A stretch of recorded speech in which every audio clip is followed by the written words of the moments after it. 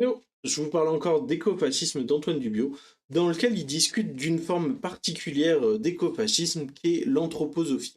Mais de manière plus générale, de discuter des croyances ésotériques et du New Age. Alors pourquoi c'est important? C'est parce que quand on regarde ces mouvements-là de près, alors lui il s'intéresse spécifiquement à l'anthroposophie, et personnellement je me permets d'étendre ce constat au New Age, même si, source Trust Me Bro, dans ces milieux-là, on va avoir une théorie de pensée réactionnaire qui va pousser des éléments fascisants dans la manière de penser.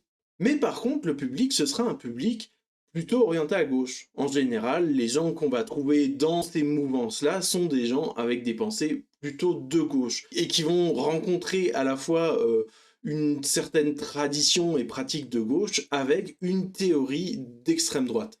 Et ça, c'est un danger particulier parce que ça laisse place au confusionnisme qui favorise la fascisation de l'écologie, mais aussi une place qui se crée pour l'écologisation du fascisme par ses biais. À ce propos, il dit: cela signifierait ainsi que la sphère anthroposophique occasionnerait une mise en contact d'un public initialement acquis aux idéaux émancipateurs avec des thèses tendant vers l'écofascisme. L'anthroposophie apparaît ainsi davantage comme un point de rencontre entre les processus d'écologisation du fascisme par sa doctrine et de fascisation de l'écologie par sa sociologie, plutôt qu'un écofascisme stricto sensu.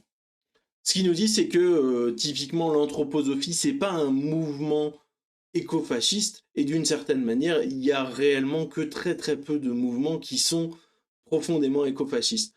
Mais c'est des mouvements qui vont mobiliser et tendre vers cette idée d'écofascisme.